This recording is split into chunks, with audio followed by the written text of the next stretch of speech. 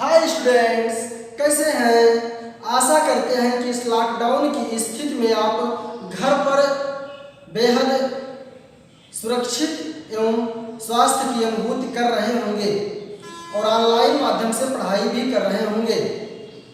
प्रिय विद्यार्थियों, मैं संदीप सिंह, प्रवक्ता भौतिक विज्ञान JPIC डिजिटल स्टडी के यूट्यूब चैनल पर आपका स्वागत करते हैं।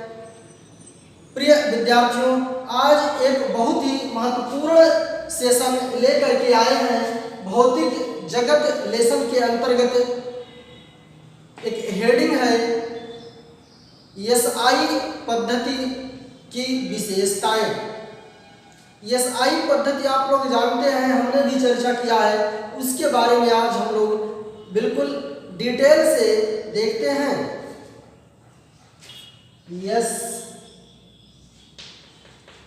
SI is a system of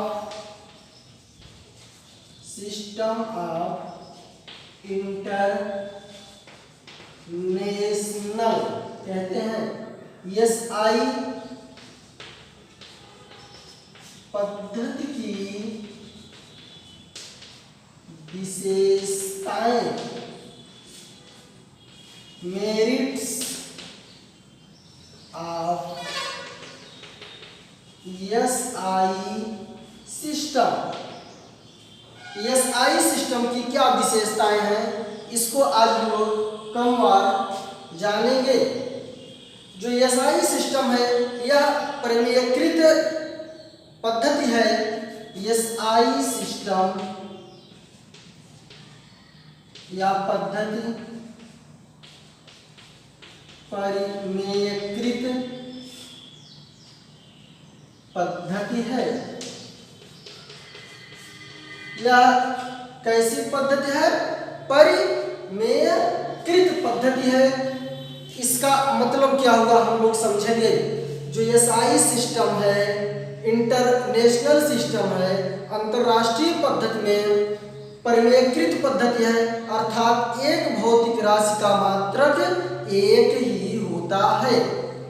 जैसे लंबाई का मात्रक है तो मीटर ही होगा, अन्यत्र मात्रक kilometre, decimetre, picometre, nanometre, angstrom आदि तमाम ऐसे मात्रक होते हैं।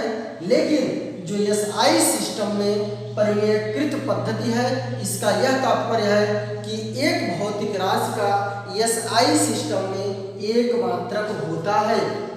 जैसे बल का मात्रक SI सिस्टम में आप जानते हैं, जिसे MKS सिस्टम कहा जाता है, में न्यूटन होता है। क्या होता है? न्यूटन होता है।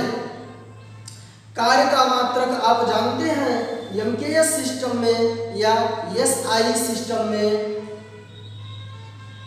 जूल होता है। अभी बिल्कुल वीडियो के अंत तक बने रहिएगा। एक सबसे महत्वपूर्ण बात बताएंगे, SI पद्धति और MKS पद्धति में क्या डिफरेंस है, क्या अंतर है। इसके पूर्व हम लोग ये जानते हैं कि SI सिस्टम ही MKS सिस्टम है। यही जानते हैं ना सभी लोग? बिल्कुल। तो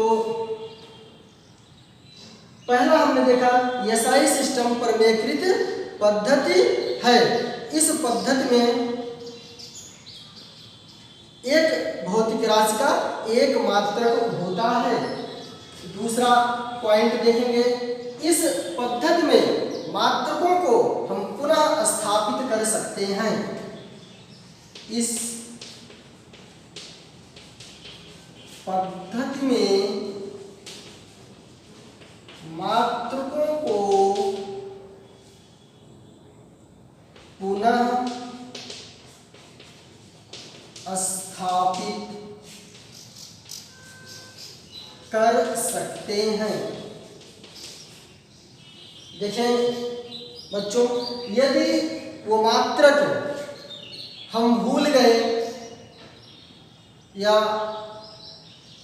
हमारी कॉपी से डिलीट हो गया, तो उसको हम क्या कर सकते हैं? फिर से पुनः उसको स्थापित कर सकते हैं।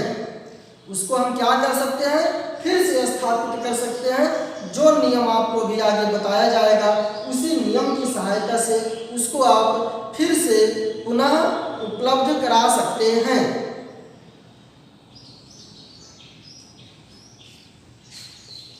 यह पद्धति, इस पद्धति को मैट्रिक या दशमलव, बेटे जो यह पद्धति है यह इसी पद्धति को मैट्रिक या दशमलव पद्धति कहते हैं। पद्धति कहते हैं या एक मैट्रिक या दशमलव पद्धति पर ही ये आधारित पद्धति है। ओके, इस पद्धति की यह भी एक सबसे बड़ी विशेषता है कि यह पद्धति में जो नियतांक होते हैं, जो कांस्टेंट होते हैं, वो अचर और उपलब्ध मानकों पर आधारित होते हैं। इस पद्धति में मात्रक अचर मानक में उपलब्ध होते हैं।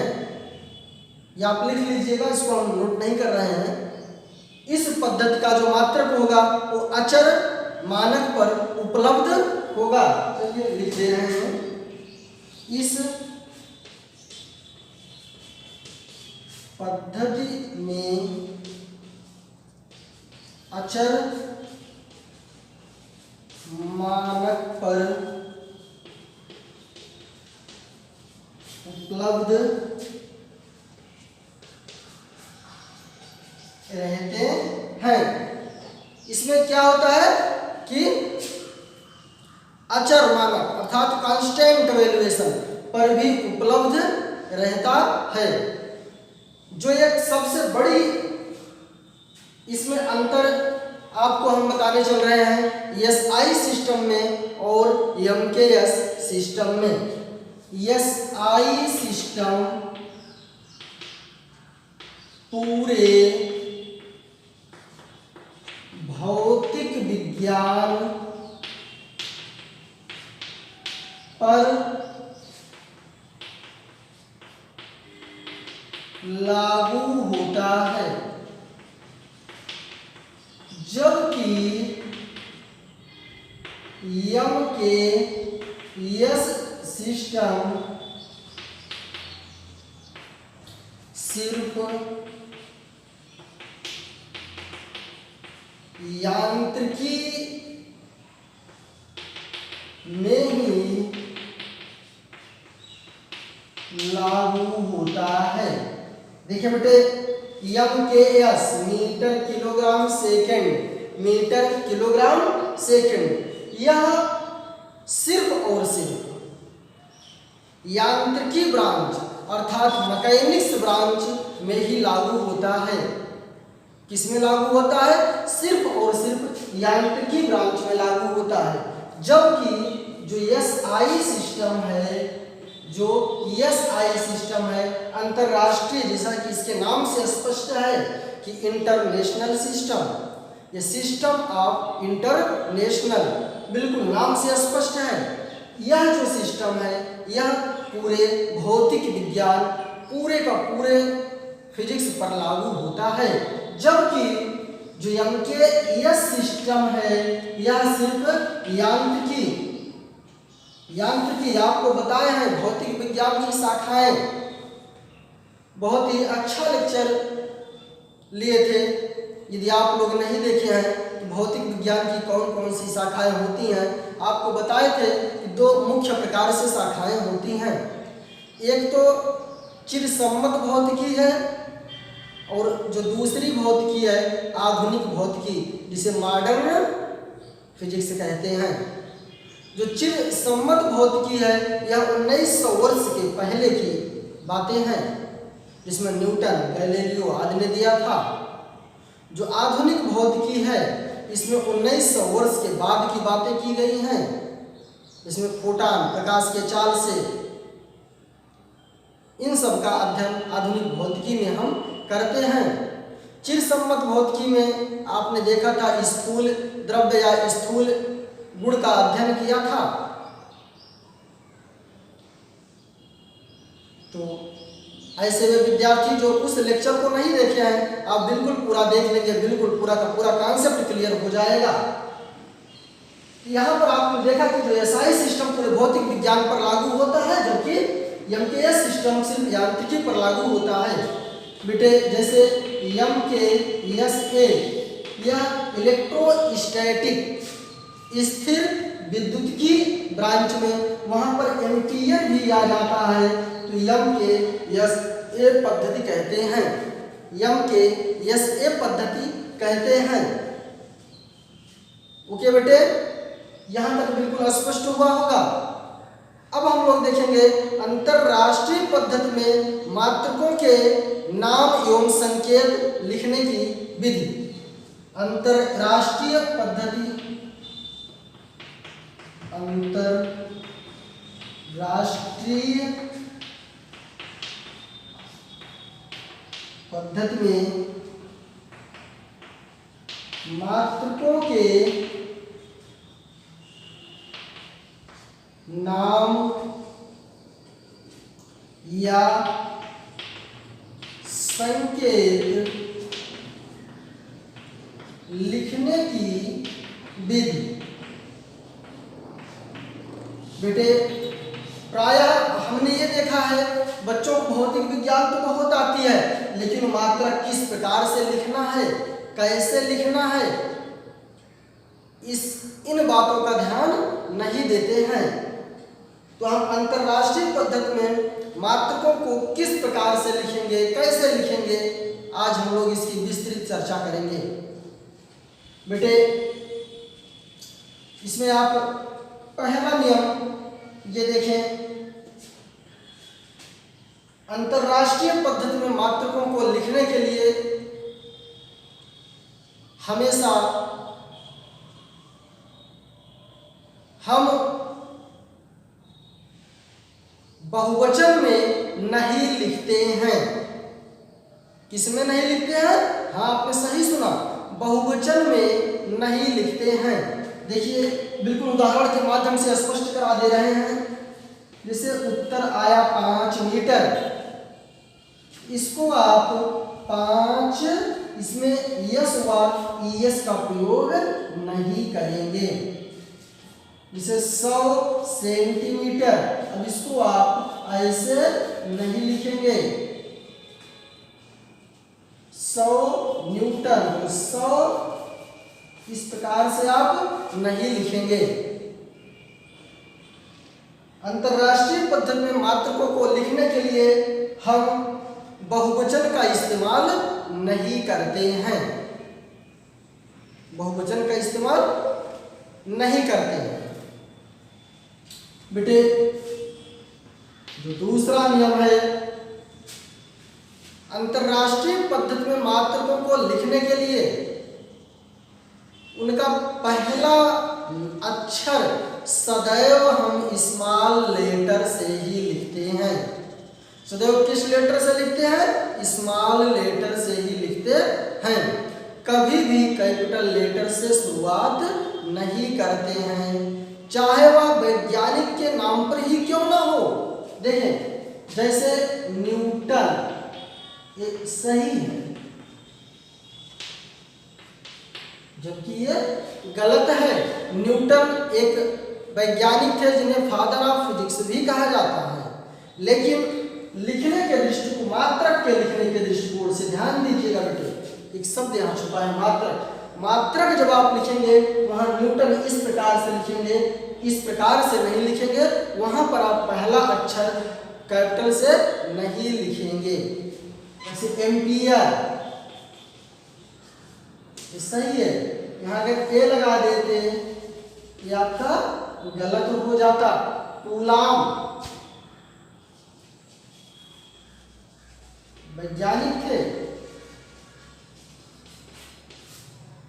तो कभी भी कोई वैज्ञानिक का नाम ही क्यों ना हो, उसको हम सदैव स्मॉल लेटर से शुरुआत करते हैं। ओके, देखें नेक्स्ट पॉइंट बहुत समझने योग्य है।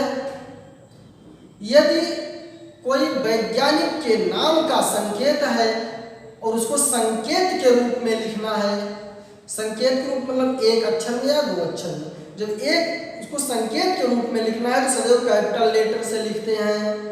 सिर्फ वैज्ञानिक के नाम का संकेत कैपिटल से लिखते हैं, बाकी सभी को स्मॉल लिखते हैं। जैसे न्यूटन कैपिटल में रहेगा क्योंकि ये वैज्ञानिक थे, कूलाम कैपिटल में रहेगा क्योंकि वैज्ञानिक थे, एम्पियर, देखिए मीटर,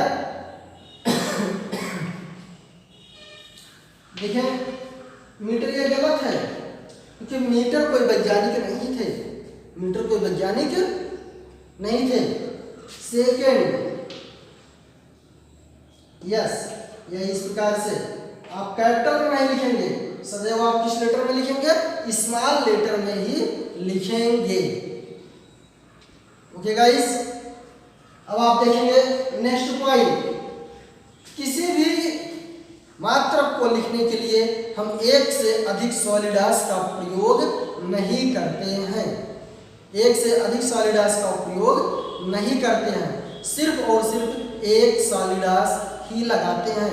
उदाहरण स्वरूप एक हमने मान लिया कि मात्रक है मीटर अपान केजी इंटू सेकेंड, इसी को हम सॉलिडास कहते हैं बटे, यहाँ पर हमने लगा दिया, इसको हम ऐसे नहीं लगाएंगे केजी अपान सेकेंड। ये देखिए हम दो बार सॉलिडास का उपयोग नहीं करेंगे, सिर्फ और सिर्फ एक सॉलिडास का ही उपयोग करेंगे।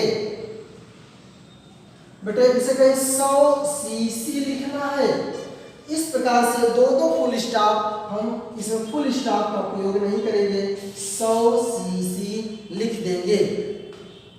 इस प्रकार से आज हम लोगों ने सीखा कि मात्रकों या संकेत को अंतरराष्ट्रीय पद्धति में किस प्रकार से लिखते हैं। बिल्कुल, यदि वीडियो में किसी प्रकार की कोई समस्या हो तो आप कमेंट बॉक्स में कमेंट कर दीजिएगा, उसका रिप्लाई आपको मिल जाएगा। धन्यवाद।